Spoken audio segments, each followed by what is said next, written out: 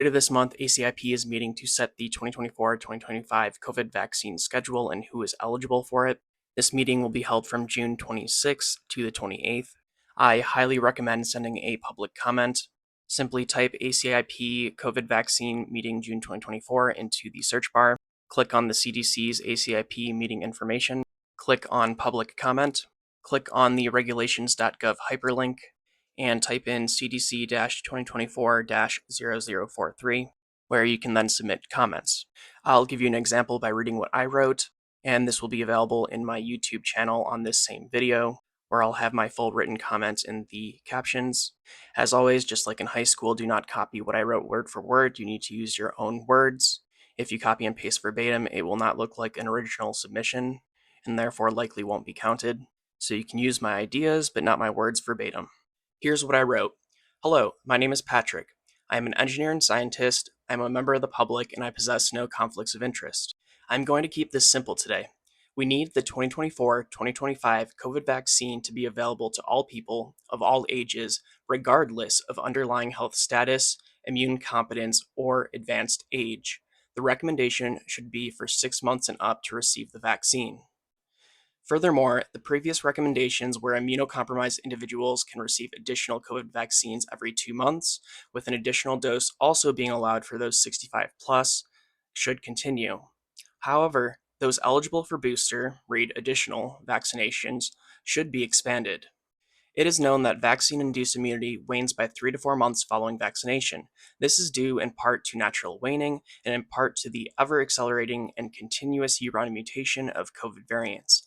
It is therefore imperative that everyone, including young, immune-competent individuals, be able to receive additional doses of the COVID vaccine every 3 months. Furthermore, any immune-compromised individual should be able to receive vaccinations every 2 months. It should not be a tiered immunocompromised system where you have to be chronically sick at this cutoff level to receive protection. Pharmacists have been reported to deny people inappropriately for these vaccines, which means that since the burden of vaccination has been offset from trained primary care physicians or pediatricians to the pharmacies, the CDC must send crystal clear messaging to the pharmacies that leave no room for misinterpretation. This includes expanding the definition of immunocompromised individuals to all immunocompromised individuals.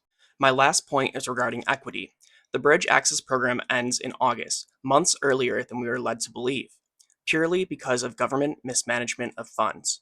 This leaves underinsured and uninsured individuals in the lurch. For instance, where is a family of 4 going to get $1,000 to drop on COVID vaccinations during the fall? The government must expeditiously reaffirm this program for both adults, teens, and children because if people can't afford it, they simply won't get it. In summary, 1.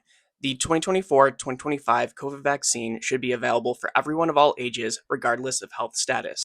2. Everyone should be able to get an updated COVID vaccine every 3 months, with additional dose schedules available for those that are immunocompromised and for those of advanced age. 3.